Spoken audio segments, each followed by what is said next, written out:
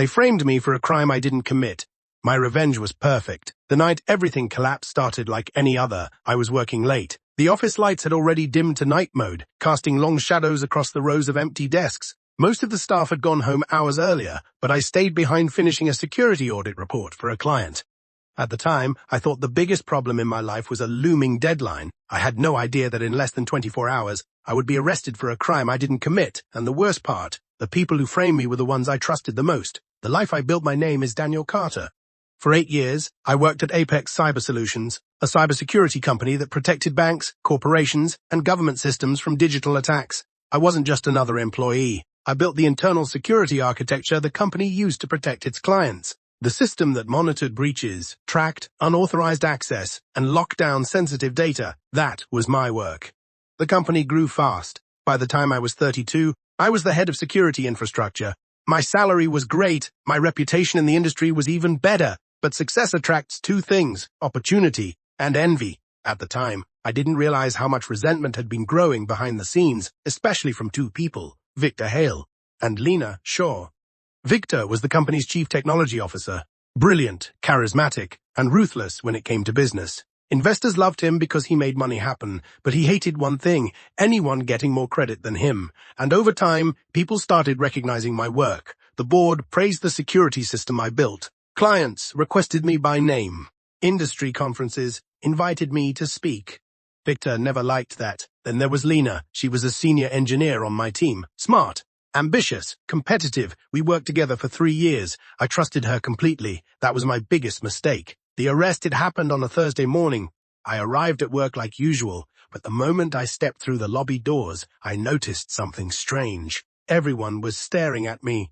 Whispering, phones were out. Before I could ask what was happening, 2 men in suits approached me. Daniel Carter. Yes, they flashed badges. Federal Cybercrime Division. My stomach dropped. Sir, you need to come with us. The entire lobby fell silent. Is this a mistake? I asked. You're under investigation for unauthorized access and data theft involving confidential client system. My mind froze. What? Then they pulled out handcuffs. That's when I realized this wasn't a misunderstanding. Someone had set me up. The evidence within hours, my life collapsed. News articles appeared online. Cybersecurity director arrested for corporate data theft. Inside job suspected in major client breach. The evidence looked devastating.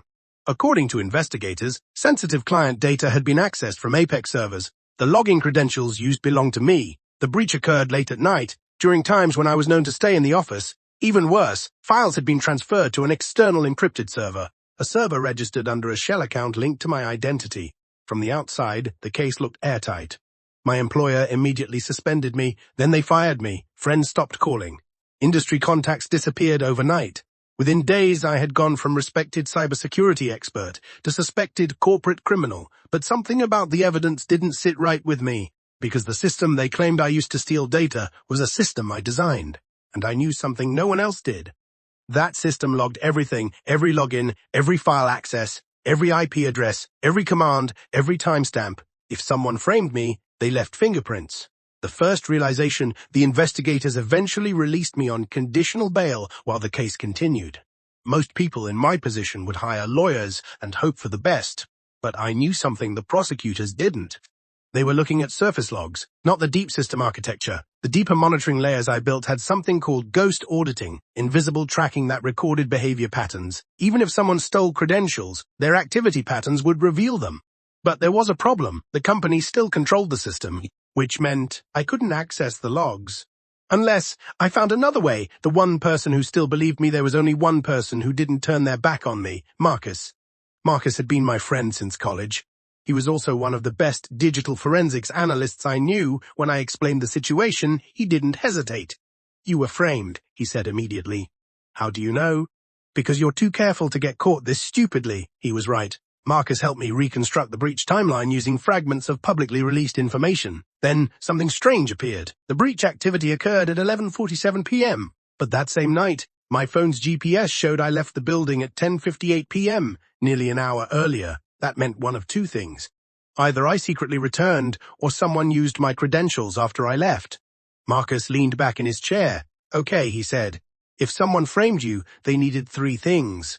Your credentials, access to the server, and knowledge of the system architecture. I didn't like where this was going. Because very few people had all three, then Marcus asked the question, "Who helped you build the system?" And suddenly, the answer became obvious. The Betrayal Lena, she had worked beside me on the core security architecture. She knew the monitoring layers, the authentication structure, even the ghost auditing system. If anyone could mimic my activity, it was her. But why? Then Marcus discovered something else. Apex Cyber Solutions had just signed a $200 million government contract, a contract requiring an upgraded security framework. The proposal submitted to the government was almost identical to a new architecture design I had been developing. Except the official designer listed on the proposal wasn't me. It was Victor Hale. Suddenly, everything made sense. If Victor wanted full credit for the system, I was a problem.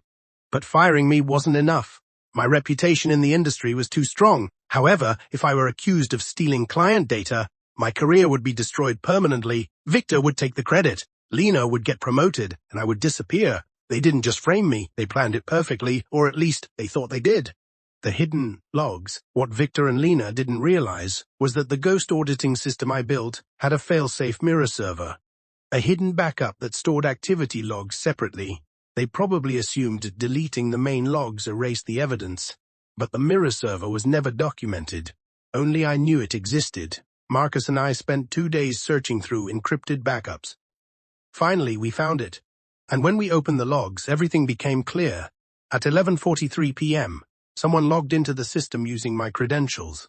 But the ghost logs recorded something the normal logs didn't. Keyboard behavior patterns. Every person types differently. Speed, rhythm, error corrections. The system tracked it automatically. The typing pattern from the breach didn't match mine, but it matched another user in the database. Marcus stared at the screen.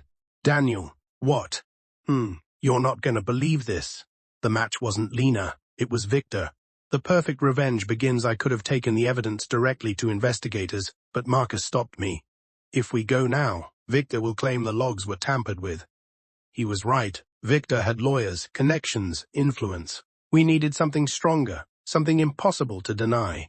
Marcus leaned forward with a grin. What if we let Victor frame himself?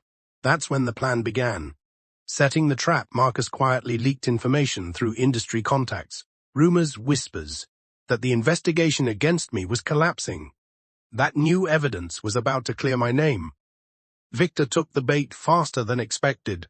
3 days later, Marcus detected something interesting. Someone accessed the old server again, using administrative credentials. Guess who, Victor? He was trying to delete more evidence. But this time, the mirror system recorded everything, including something priceless. Victor messaging Lena through an internal encrypted chat. "Victor, we need to clean the logs again. Lena, I thought we erased them." Victor, "Carter must have left something behind." Lena, "If this comes out, we're finished." Victor, "Relax. The blame is already on him." Marcus looked at me. "Well, that's your revenge." But I wanted something better than revenge. I wanted truth. The collapse. We delivered the complete forensic package to investigators. The ghost logs, the typing analysis, the server access records, the chat messages, the hidden mirror server evidence. Within 48 hours, the case exploded. Victor Hale was arrested. Lena was arrested. The company launched an internal investigation. News headlines changed overnight. Cybersecurity director framed in corporate sabotage. Tech executives arrested in data theft conspiracy. The prosecutors called it one of the most elaborate corporate frame-ups they had ever seen. Victor tried to deny everything, but the evidence was overwhelming. He eventually confessed as part of a plea deal. The aftermath, my charges were dropped completely, publicly. The same media outlets that destroyed my reputation now ran apology stories. Apex Cyber Solutions offered me my job back. I declined. Instead, I started my own cybersecurity consulting firm, and something ironic happened. Clients trusted me even more, because the man who had once been framed for a cybercrime had proven he was the one person capable of uncovering it. The perfect revenge people often ask me if I hate Victor and Lena. The truth? No. Because the moment the truth came out, their careers were over, their reputations destroyed, their freedom gone. I didn't need revenge. All I had to do was prove the truth. And sometimes, that's the most perfect revenge of all.